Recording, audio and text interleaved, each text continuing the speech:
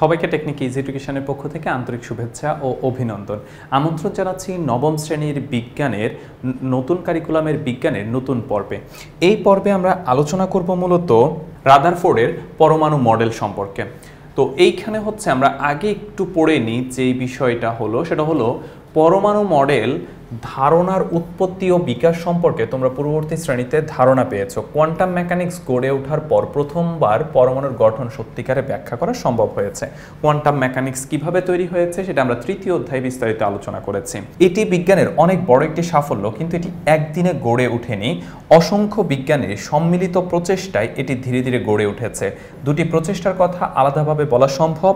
তার একটি হচ্ছে রাদারফোর্ডের পরমাণু মডেল, অন্যটি বোরের পরমাণু মডেল। এই পর্বে আমরা রাদারফোর্ডের পরমাণু মডেল সম্পর্কে আলোচনা করব।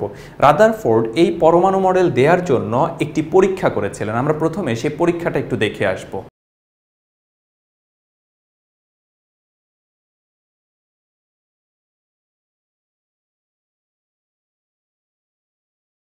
তার এই পরীক্ষাটা কেমন ছিল?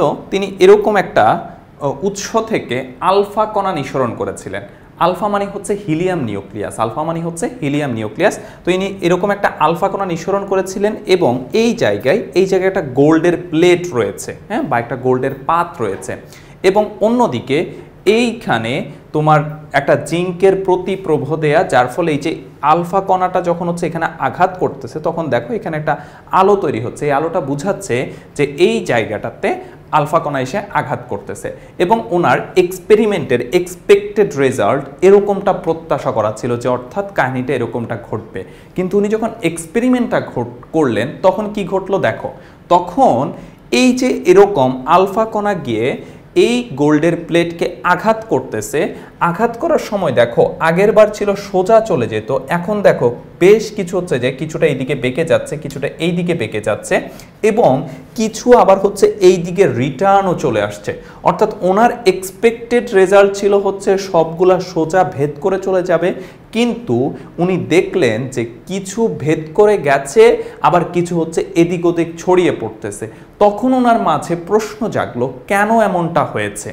এমনটা হওয়ার পেছনে দায়টা ছিল এই যে খেয়াল করি আমরা এগুলো হচ্ছে এক একটা বৃত্তাকার পথ বা বৃত্ত যেগুলো দেখতে পাচ্ছি এগুলো হচ্ছে কি এক একটা পরমাণু। আর এই যেখানে যেগুলো ঘুরছে এগুলাকে উনি ইলেকট্রন বলে কল্পনা করেছিলেন। এবং উনি দেখো এই জায়গাগুলোতে যে ফোঁটাগুলো আমরা দেখতে পাচ্ছি এই ফোঁটাগুলোকে মূলত উনি নামকরণ করেছিলেন হচ্ছে নিউক্লিয়াস। তো এই জায়গাটায় ভিন্নতা হওয়ার পেছনে কারণ কি, অর্থাৎ বিভিন্ন পথে বেঁকে যাওয়ার কারণটা কি? তুমি যদি এই আলফা কণাগুলোর ক্ষেত্রে খেয়াল করো, এরা যখন এই যে ফাঁকা জায়গার ভেতর দিয়ে যাচ্ছে তখন এরা কিন্তু সোজা চলে যাচ্ছে, কিন্তু কোনো কারণে যদি এরকম একটা নিউক্লিয়াসের কাছে যায় বা নিউক্লিয়াস বরাবর যায় তখন সেটা কিন্তু হচ্ছে বেঁকে যাচ্ছে। অর্থাৎ উনি এক্সপেক্ট করেছিলেন সোজা চলে যাবে, কিন্তু আলটিমেটলি কি ঘটলো, আলফা কণাটা এই যে জায়গা বরাবর গেলে বেঁকে চলে আসতেছে। তখন উনি ধারণা করেন যে পরমাণুর ভেতরে নিশ্চয়ই এমন কিছু রয়েছে যেটা ধনাত্মক চার্জযুক্ত, কারণ আলফা হচ্ছে হিলিয়াম নিউক্লিয়াস যেটা নিজেও একটা ধনাত্মক চার্জযুক্ত। আমরা জানি ধনাত্মক চার্জ পরস্পরকে বিকর্ষণ করে। তখন যেহেতু এটা সোজা না গিয়ে বিকর্ষিত হয়ে ফিরে আসছে তখন উনি ধারণা করলেন যে নিশ্চয়ই পরমাণুর কেন্দ্রে কিছু একটা আছে যেটা পজিটিভ চার্জযুক্ত। এই পজিটিভ চার্জের কারণেই কি হলো, আলফা কণা ফিরে আসলো। এই পজিটিভ চার্জযুক্ত অংশটাকে উনি নাম দিয়েছিলেন কি, নিউক্লিয়াস। এবং বেশিরভাগ কণাই কিন্তু ভেদ করে চলে যাচ্ছে। যে তুমি এই জায়গাটাতে খেয়াল করে দেখো বেশিরভাগ কণাই কিন্তু ভেদ করে চলে যাচ্ছে, খুব কম কণা কিন্তু এর দিকে রিভার্স আসতেছেন। এখান থেকে একটা ধারণা করা যায় সেটা কি, একটা পরমাণুর বেশিরভাগ জায়গায় হচ্ছে ফাঁকা। এই যে দেখো এটা যদি এটা পুরাটা পরমাণু হয় এই জায়গাটাতে নিউক্লিয়াসের বাহির আর বাকি যা জায়গা আছে পুরা জায়গাটাই কিন্তু ফাঁকা। তাহলে আমরা এখান থেকে প্রথমে দুটো জিনিস একটু কনফার্ম হলাম যে পরমাণুর কেন্দ্রে নিশ্চয়ই পজিটিভ চার্জযুক্ত কিছু একটা ছিল যেটাকে নামকরণ করা হয়েছে কি, নিউক্লিয়াস। এবং একটা পরমাণুর ভেতরে বেশিরভাগ জায়গায় হচ্ছে কি, ফাঁকা। এবার আমরা সেই সিনারিওটাকে আরেকটু কাছাকাছি এসে দেখি।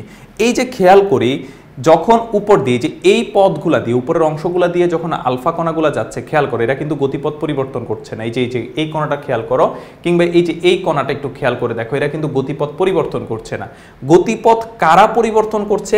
এই যে যখন এই নিউক্লিয়াসের কাছাকাছি কেউ আসছে অথবা বরাবর কেউ আসছে তখন সেটি গতিপথ পরিবর্তন করছে। কেন এটি তখন গতিপথ পরিবর্তন করছে? কারণ হচ্ছে এই যে নিউক্লিয়াসটা আছে, এই নিউক্লিয়াসটা হচ্ছে পজিটিভ চার্জযুক্ত, অন্যদিকে যে আলফা কণাটা ছিল সেটাও পজিটিভ চার্জযুক্ত পরস্পরকে কি করবে? বিকর্ষণ করবে। আর যেটা একদম বরাবর যাচ্ছে দেখো সেটা এই পথ থেকে হচ্ছে রিভার্স হয়ে ফিরে চলে আসতেছে। তাহলে এইটাই ছিল মূলত একটা এক্সপেরিমেন্ট রাদারফোর্ডের, আর সেই এক্সপেরিমেন্ট থেকে উনি যে পরমাণু মডেলটা দিয়েছিলেন সেটাই রাদারফোর্ডের পরমাণু মডেল। তাহলে আমরা এক্সপেরিমেন্টটা দেখেছি, এবার চলো আমরা মডেলটা হচ্ছে বিস্তারিত আলোচনা করি। খেয়াল করো, পরমাণুর মাঝে বিপরীত চার্জ বিশিষ্ট ইলেকট্রন ও প্রোটন রয়েছে, সেটি বিজ্ঞানীরা জানতে পেরেছিলেন, কিন্তু সেটি কিভাবে রয়েছে জানতেন না। ব্রিটিশ বিজ্ঞানী আর্নেস্ট রাদারফোর্ড পরীক্ষালব্ধ তথ্যের উপর ভিত্তি করে প্রথম এই বিষয়টির উপর আলোকপাত করেছিলেন। এই ব্যাপারে তার দেওয়া মডেলটি রাদারফোর্ডের পরমাণু মডেল নামে পরিচিত। আমরা এক্সপেরিমেন্টার কথায় একটু আগেই জেনে এসেছিলাম। এবার খেয়াল করো, সেই এক্সপেরিমেন্ট থেকে উনি কি কি ইনফরমেশন আমাদের দিয়েছেন একটি পরমাণু ধনাত্মক চার্জ এবং পরমাণুটির অধিকাংশ ভর পরমাণুর কেন্দ্রে পুঞ্জীভূত থাকে, যাকে নিউক্লিয়াস বলে। একটু আগে আমি তোমাদেরকে বলেছিলাম, খেয়াল করো, একটি পরমাণু ধনাত্মক চার্জ, অর্থাৎ আমরা যেটা দেখেছিলাম নিউক্লিয়াস, সেটা যদি ধনাত্মক চার্জ না হইতো তাহলে আলফা কণা কিন্তু গতিপথ পরিবর্তন করতো না। যেহেতু গতিপথ পরিবর্তন করেছে, সুতরাং এটা কি একটা ধনাত্মক চার্জযুক্ত। অর্থাৎ একটা পরমাণুর যে কেন্দ্র থাকে সেই কেন্দ্রেই হচ্ছে কি সমস্ত ধনাত্মক চার্জ পুঞ্জীভূত, এবং সেই সাথে পরমাণুটির অধিকাংশ ভর সেখানে হচ্ছে কেন্দ্রীভূত আছে। কেন? আমরা যখন আগের পর্ব আলোচনা করেছিলাম তখন দেখেছিলাম ইলেকট্রনের ভর প্রোটনের ভরের 1837 গুণ কম। তার মানে প্রোটনের ভর হচ্ছে 1837 গুণ বেশি। আবার তার সাথে যুক্ত হচ্ছে নিউট্রনের ভর।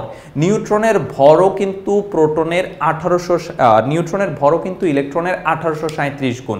তাহলে দুইটা, একটা প্রোটন একটা নিউট্রন, যাদের প্রত্যেকেরই ভর ইলেকট্রনের ভরের 1837 গুণ। তার মানে এই দুইটা ভরের পরিমাণ কত বেশি হবে সেটা আমরা বুঝতে পারতেছি।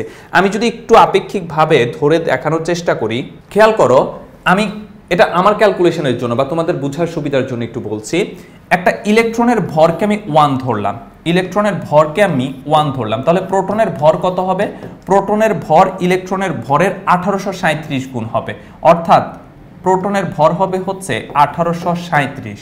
অন্যদিকে নিউট্রনের ভর কত হবে? নিউট্রনের ভর হবে হচ্ছে ইলেকট্রনের 1837 গুণ, প্রোটনের থেকে খুব সামান্য একটু বেশি। তো আমি দুইটাকে হচ্ছে অলমোস্ট সিমিলার ধরলাম। তাহলে এখান থেকে আমি ক্যালকুলেশন করলে কত পাচ্ছি? 3674। খেয়াল করো, ইলেকট্রনের ভর যদি হয় 1, তাহলে এই প্রোটন আর নিউট্রন তাদের ভর হচ্ছে কত? 3674, মানে কত বেশি। তার মানে এই অংশটা যদি কেন্দ্রে থাকে তাহলে কি বলতে পারি? পরমাণুটার মোট যে ভর আছে সেই ভরটাই কেন্দ্রে পুঞ্জীভূত অবস্থায় আছে। রাদারফোর্ড আমাদেরকে সেই কথাটাই কিন্তু বলেছেন যে একটি পরমাণু ধনাত্মক চার্জ এবং পরমাণুটির অধিকাংশ ভর পরমাণুর কেন্দ্রে পুঞ্জীভূত থাকে, যাকে কি বলা হয়েছে? যাকে বলা হয়েছে নিউক্লিয়াস। নিউক্লিয়াসের ভেতরে কে কে থাকে? প্রোটন, এবং নিউক্লিয়াসের বাহিরে কে থাকে? নিউক্লিয়াসের ভেতরে প্রোটন ও নিউট্রন থাকে, আর নিউক্লিয়াসের বাহিরে থাকে হচ্ছে ইলেকট্রন। আমরা যদি এক্সপেরিমেন্টটায় আরেকবার একটু খেয়াল করে দেখি, এই যে এইখানে যদি আমরা একটু খেয়াল করে দেখি, এইখানটাতে হচ্ছে যে কে? নিউক্লিয়াস, এবং তার চারপাশে হচ্ছে বাহিরে কে থাকতেছে? তার চারপাশে বাহিরে থাকতেছে হচ্ছে যে ইলেকট্রন। অর্থাৎ কেন্দ্রে থাকে প্রোটন নিউট্রন এবং তার চারপাশে বাহিরে ঘুরতে থাকে হচ্ছে কে? ইলেকট্রন। তারপরে যে অংশটা সেটা হলো নিউক্লিয়াস অত্যন্ত ক্ষুদ্র এবং পরমাণুর ভেতরের অভ্যন্তরে অধিকাংশ জায়গা ফাঁকা। সেটা আমি তোমাদেরকে এক্সপেরিমেন্টের মধ্যে দেখিয়েছিলাম যে খুব ক্ষুদ্র একটা জায়গায় কি থাকে? নিউক্লিয়াসটা থাকে, এবং পরমাণুর বেশিরভাগ জায়গায় ফাঁকা থাকতেছে। রাদারফোর্ডের পরমাণু মডেল প্রস্তাব করেছিলেন যে কেন্দ্রের ধনাত্মক বা পজিটিভ চার্জের চারদিকে তার আকর্ষণ বলের কারণে ঋণাত্মক বা নেগেটিভ চার্জ বিশিষ্ট ইলেকট্রন ঘূর্ণায়মান থাকে। অর্থাৎ পরমাণুর কেন্দ্রে থাকে হচ্ছে কে? কেন্দ্রে থাকে ধনাত্মক চার্জ বিশিষ্ট প্রোটন, অন্যদিকে তার বাহিরে থাকে কে? ঋণাত্মক চার্জ বিশিষ্ট ইলেকট্রন। এদের মধ্যে কি একটা আকর্ষণ বল বিদ্যমান, যেহেতু এরা পজিটিভ নেগেটিভ। এই আকর্ষণ বলের কারণেই ইলেকট্রনটা হচ্ছে কি করতেছে? তোমার নিউক্লিয়াসের চারদিকে ঘূর্ণায়মান রয়েছে। নিউক্লিয়াসকে কেন্দ্র করে ইলেকট্রনের এইভাবে ঘূর্ণনকে তিনি সৌরজগতে সূর্যের চারদিকে গ্রহগুলোর ঘূর্ণনের অবস্থার সঙ্গে তুলনা করেন।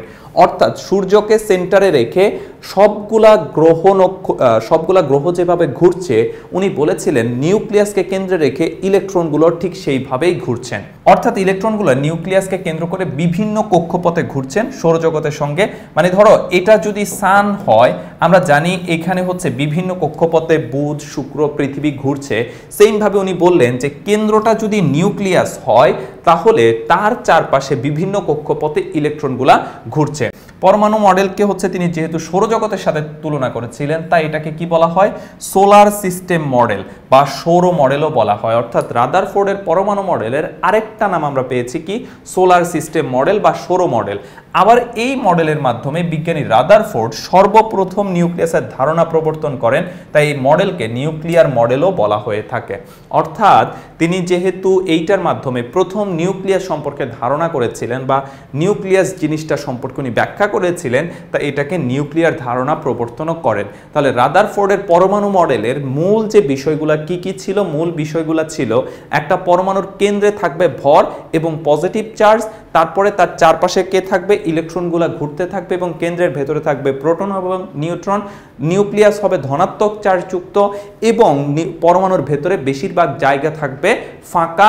তারপরে এটাকে তিনি সৌরজগতের সাথে তুলনা করেছিলেন এবং এই জন্য এটাকে সোলার সিস্টেম মডেল বা সৌর মডেল বলা হয়। এখান থেকে নিউক্লিয়াসের ধারণা দিয়েছিলেন বলে এটাকে নিউক্লিয়ার মডেলও বলা হয়ে থাকে। তাহলে তোমরা বুঝতে পারতেছো এক্সপেরিমেন্টটা উনি কিভাবে করেছিলেন এবং সেখান থেকে কিভাবে ফলাফলটা পেয়েছিলেন।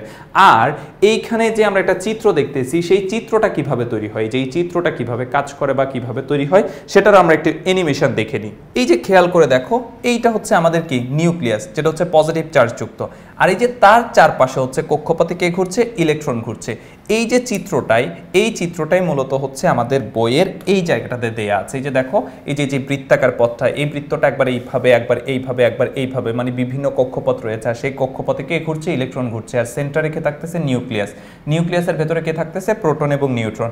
আমরা সেটাই হচ্ছে কিন্তু এই চিত্রের মাধ্যমে এই জায়গাটাতে হচ্ছে যে দেখানোর চেষ্টা করছি। এই যে দেখো, আমরা বৃত্তাকার কক্ষপথটাকে হচ্ছে যে নাড়িয়েও দেখাচ্ছি, অথবা আমরা সরাসরি যদি এই পাশ থেকে দেখি তাহলে ব্যাপারটা এরকম, কিন্তু সেটা হচ্ছে আসলে এইরকম ভাবে বিভিন্ন কক্ষপথে বা হেলে দুলে যেভাবে ঘুরছে সেই জিনিসটাই মূলত হচ্ছে আমাদের এই জায়গাটাতে বইয়ের চিত্রে দেখানো হয়েছে।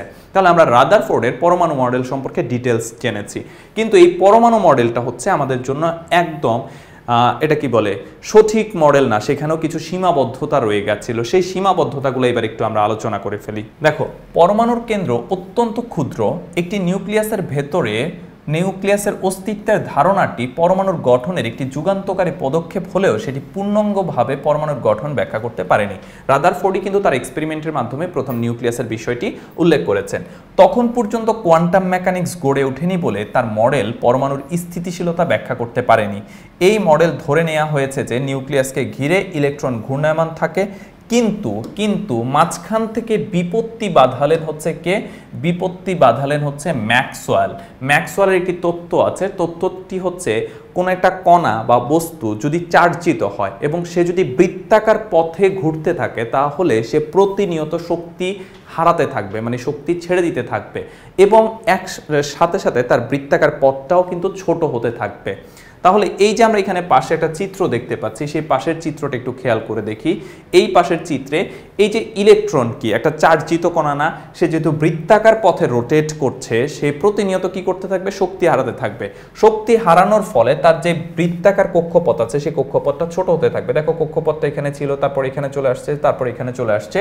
এটাই হলো ম্যাক্সওয়েলের তত্ত্ব। এই যে দেখো, ম্যাক্সওয়েল তত্ত্বে এই কথাটাই বলেছেন যে ম্যাক্সওয়েলের তত্ত্ব অনুযায়ী ইলেকট্রন নিউক্লিয়াসকে কেন্দ্র করে ঘূর্ণনের সময় ক্রমাগত শক্তি হারাতে থাকবে, ফলে ইলেকট্রনের ঘূর্ণন পথও ছোট হতে থাকবে এবং এক সময় সেটি নিউক্লিয়াসে এসে পড়ে যাবে। খেয়াল করো, এই যে এই ইলেকট্রনটা ক্রমাগত শক্তি বিকিরণ করতে করতে এক সময় এখানে এসে পড়ে যাবে। এতে সমস্যাটা কি হচ্ছে তোমাদের এখন মনে হতে পারে যে এরকমটা হইলেও বা কি প্রবলেমটা হইতো। এরকমটা যদি হইতো বাস্তবিক জগতে কোনো কিছুরই কিন্তু আর অস্তিত্ব থাকতো না, কারণ প্রত্যেকে তো একটা স্ট্রাকচারাল গঠন নিয়ে তৈরি হওয়া এবং প্রত্যেকের ভেতরেই তো পরমাণু।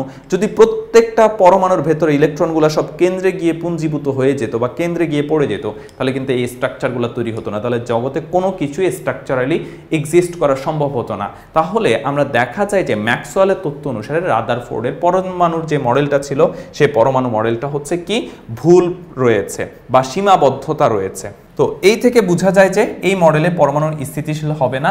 তাছাড়া এই মডেলটি ইলেকট্রনের কক্ষপথের ব্যাসার্ধ, আকৃতি কিংবা পরমাণুতে ইলেকট্রনের বিন্যাস সম্পর্কে সম্বন্ধে কোনো ধারণা দিতে পারেনি। অর্থাৎ ইলেকট্রন যে কক্ষপথগুলোতে ঘুরছে সেই কক্ষপথগুলোর ব্যাসার্ধ কেমন হবে সেই সম্পর্কে কোনো ধারণা দিতে পারেনি।